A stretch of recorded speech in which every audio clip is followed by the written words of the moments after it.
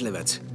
Pro televizi už několik aut zrušil, ovšem plánovaně se vším vybavením. Helmou, bezpečnostními rámy a podobně.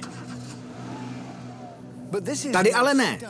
Tady nebude mít helmu ani ochranný oblek a v autě nenajdete žádné speciální vybavení. Lee narazí s naprosto sériovým Meganem a spolehne se v ochraně pouze na auto.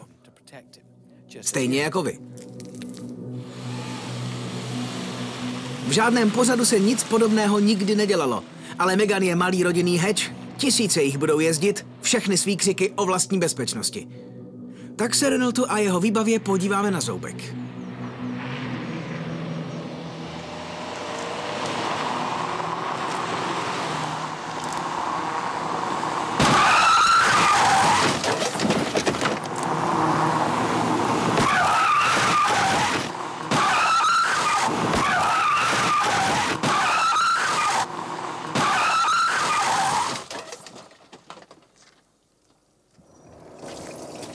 Lee, můžeš otevřít?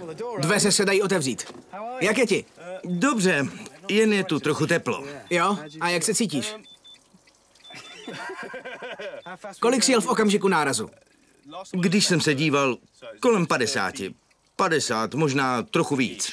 Čili Rychlostí, kterou pojede například matka s dětmi na nákup. Airbagy ti bouchly. Cítil jsi ještě něco jiného? Pásy, předepínače nebo tak?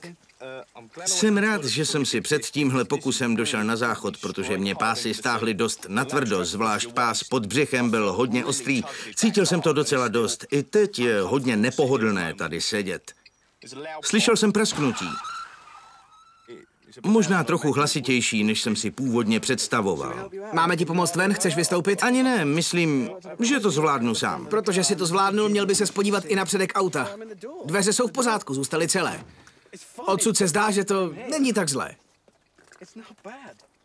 Ne. Je trochu pomuchlané, ale to druhé je na tom hůř. Ruplý chladič. Moc krát děkuji. Živá testovací figurína. Fantastické, funguje to. Teď už mi zbývá jen jediné, zavolat do Renaultu. To bys asi měl. Vyřídím to o samotě, nebude to snadné. Reklama.